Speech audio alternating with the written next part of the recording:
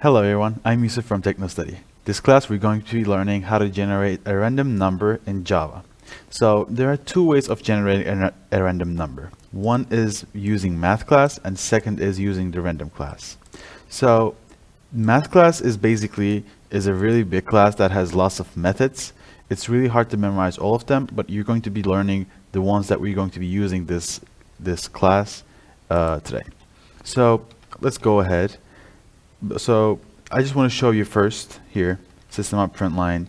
So I will say math, as you see java.lang math class. So I will press enter, and then when you press dot, it will go inside that math, and these are all the methods that can be used.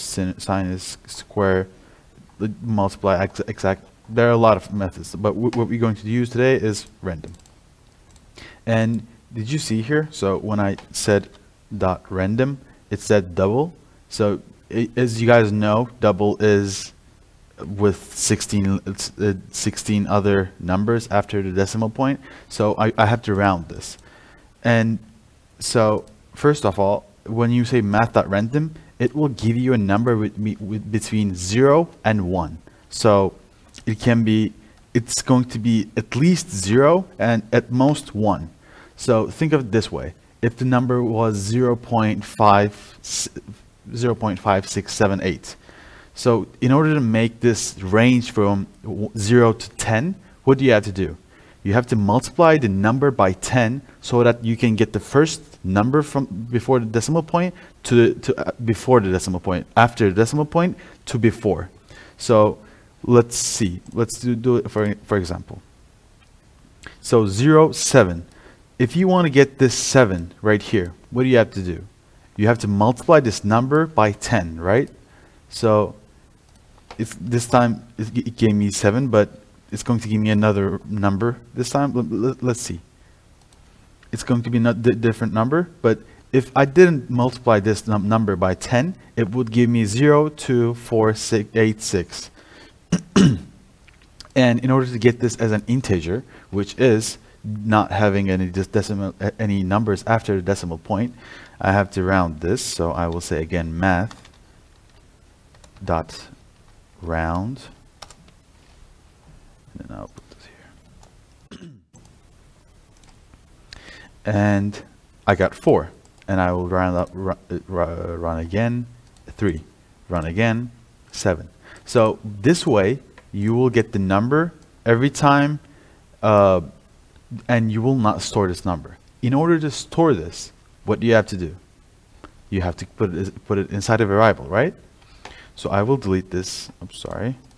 So I will delete this line, and I will say right here, integer a equals, and then put this thing, and this is not going to work. So in order to do this, math random is double, as you might see here. Required type is int, and provided is double. What you have to do is you have to open a parentheses here, and you have to write int inside here. And you also have to do, don't forget to do this, you also have to put this in parentheses too. Now this a number will be a random number between 0 and 10, and it will be integer. So if we want to print out a, it's going to give us 6 or any other number. So math class is only one line of code, but random class is more different. I'll put this right here. Random class is different. So random class, you have to import a class, which I will do now. When you say random, you see java.util. So I will press enter, and it will say import java.util.random. So it will import it for me, IntelliJ. If you guys are not using IntelliJ, and if this doesn't do it in your program, you have to write this on your own. And I will say random rand. It's usually a word like this so that you don't confuse them. And I will say random as we do in scanner class. You might be familiar with this line, but we put system in here, but we don't put it this time. In the scanner we put it because we put in a number. In here we don't put in a number. The Java gives us a random number. So if you want to create a new variable with a random number with random class, what do we have to do? Do you remember from the scanner class what we did? We said int x equals our class's name, not random. This is the adjective, I may say, and this is the name. So I'll say rand dot, and see, next int, and it says bound. So when we come here, we put up a bound here. So as we did right here, we said multiply it by 10, right? We use our logic and we created it by ourselves.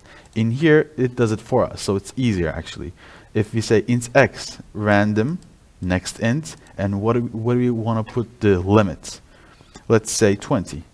So it says bound is 20. So it will find a number for me from 0 to 20. 1. Okay. 13. It was both ones. It was different. 3 and 13. And I'll run again. 3 and 16. 5 and 15. This is from 0 to 10. That's why it's finding similar numbers, but it's always different. And this is basically it for the random class. I'll see you guys in the next video. Take care.